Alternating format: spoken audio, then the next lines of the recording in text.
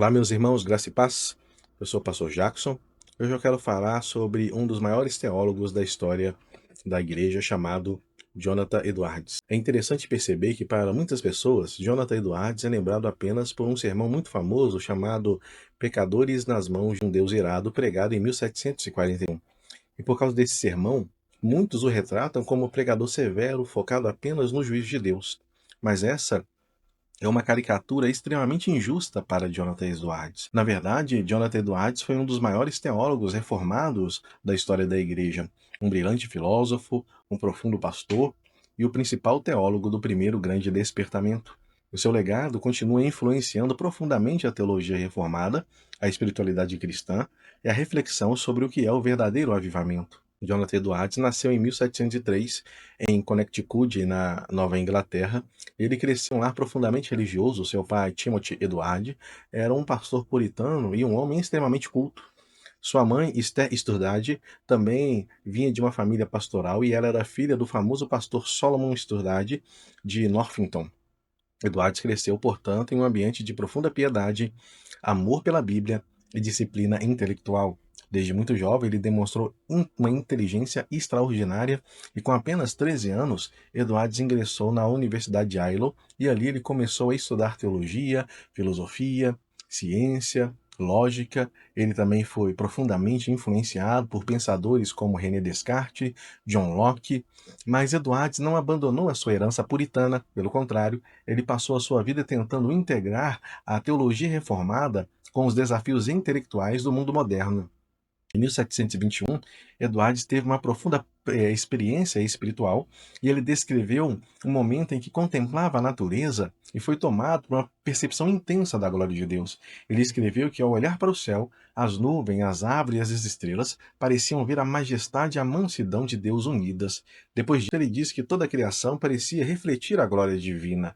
Essa experiência marcou profundamente a sua espiritualidade e Jonathan Edwards, então, passou a enxergar a criação como um espelho da beleza de Deus. E essa visão aparece em toda a sua teologia, e para Jonathan Edwards, o propósito da criação é manifestar a glória de Deus.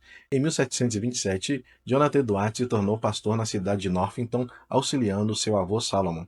Quando seu avô morreu 2 anos depois, Edwards assumiu a liderança da igreja. Ele rapidamente se tornou um dos pastores mais influentes da região. A sua pregação era profundamente bíblica e teologicamente rica. Em 1738, ele pregou uma série de sermões sobre justificação pela fé, o que levou a um poderoso movimento espiritual, e esse movimento se expandiu e se tornou parte do primeiro grande despertamento. O primeiro grande despertamento foi, então, um grande avivamento espiritual que ocorreu nas colônias americanas entre 1730 e 1740. Jonathan Edwards se tornou o principal teólogo desse movimento, mas ele também foi muito cauteloso. Ele percebeu que nem toda emoção religiosa significa verdadeira conversão. Por isso que ele escreveu uma das suas obras mais famosas, chamada Afeições Religiosas, um bom livro para se ler. Neste livro, Jonathan Edwards tenta responder uma pergunta crucial: como distinguir a verdadeira conversão de uma experiência religiosa falsa? Ele afirma que a verdadeira fé produz afeições santas, ou seja, um amor genuíno por Deus que transforma o coração e a vida. Segundo Jonathan Edwards, a verdadeira fé possui várias marcas. Por exemplo, o primeiro é o amor por Deus e por quem Deus é. O verdadeiro cristão ama a Deus não apenas pelos benefícios recebidos, mas pela excelência da santidade de Deus. Segundo, a humildade. A verdadeira experiência espiritual produz uma humildade profunda no ser humano.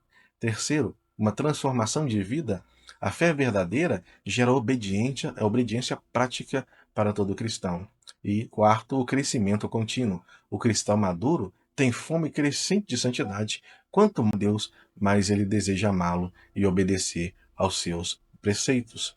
Meus irmãos, apesar de um grande impacto espiritual, Jonathan Edwards enfrentou forte oposição em sua igreja.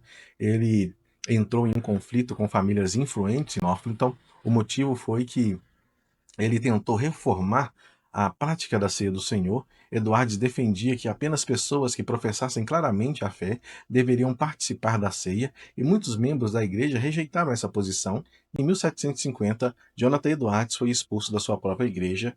Foi um momento extremamente doloroso para ele. Ele perdeu o púlpito, ele perdeu a sua casa, ele perdeu a sua fonte de renda. Mas Deus transformou essa aparente derrota em algo muito maior para a vida de Jonathan Edwards. Jonathan Edwards ele foi convidado para trabalhar como missionário em Strubend, uma pequena missão entre os colônios e indígenas, e foi ali que ele escreveu algumas de suas maiores obras, entre elas A Liberdade da Vontade e O Fim para o Qual Deus Criou o Mundo, dois excelentes livros que são considerados obras-primas da teologia reformada. Em 1758, Jonathan Edwards foi chamado para se tornar presidente da Universidade de Princeton, na época chamada de Colégio de Nova Jersey. Infelizmente, pouco tempo depois, ele recebeu uma vacina contra a varíola, houve várias complicações e ele morreu em 22 de março de 1758, com apenas 54 anos. Mas o legado de Jonathan Edwards é gigantesco, meus irmãos. Ele deixou contribuições profundas em várias áreas. Primeiro, na teologia reformada, Jonathan Edwards ajudou a reformar a ortodoxia calvinista no mundo moderno. Segundo, a teologia do avivamento. Ele mostrou que o verdadeiro avivamento precisa ser um avivamento bíblico, centrado em Cristo e que transforma a vida, não coisas emocionais. Terceiro, a espiritualidade cristã. Jonathan Edwards ensinou que o cristianismo verdadeiro envolve afeições santas, ou seja, um coração transformado. Meus irmãos, olhando para a vida desse grande cristão chamado Jonathan Edwards, nós vivemos em uma geração hoje muito superficial e precisamos de uma teologia profunda. Muitos cristãos querem apenas mensagens rápidas, frases motivacionais, experiências emocionais. Mas para Jonathan Edwards, ele nos lembra que a igreja precisa de uma teologia profunda. Conhecer a Deus com profundidade sempre fortalecerá ainda mais a nossa fé. Segundo, coisa que nós podemos aprender com Jonathan Edwards é que nem toda emoção é avivamento espiritual. Hoje nós vemos muito movimentos religiosos baseados apenas em emoções, mas para Jonathan Edwards ele ensinou que a verdadeira fé se manifesta em humildade e em transformação de vida. Terceiro, Deus usa a derrota para cumprir os seus planos. Jonathan Edwards foi expulso da sua igreja, sim, parecia um grande fracasso, mas foi naquele período que ele escreveu as suas maiores obras. Isso nos ensina que Deus transforma perdas em instrumentos da sua providência. Talvez você tenha uma perda, alguma derrota, mas Deus sabe de todas as coisas e pode transformar isso em uma grande vitória para a sua vida. Quarto, o verdadeiro cristianismo transforma a vida. Para Jonathan Edwards, a prova final da fé não é a emoção, mas é a prática. A verdadeira fé produz amor, santidade, obediência e boas obras. Meus irmãos, a vida de Jonathan Edwards nos ensina que Deus levanta homens para a sua igreja em cada geração.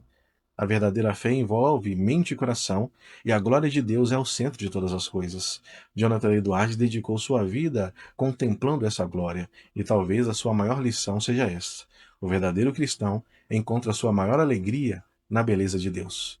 Que Deus levante em nossos dias homens e mulheres com a mesma paixão pela glória de Deus. Que Jesus abençoe a sua vida. Até o próximo vídeo.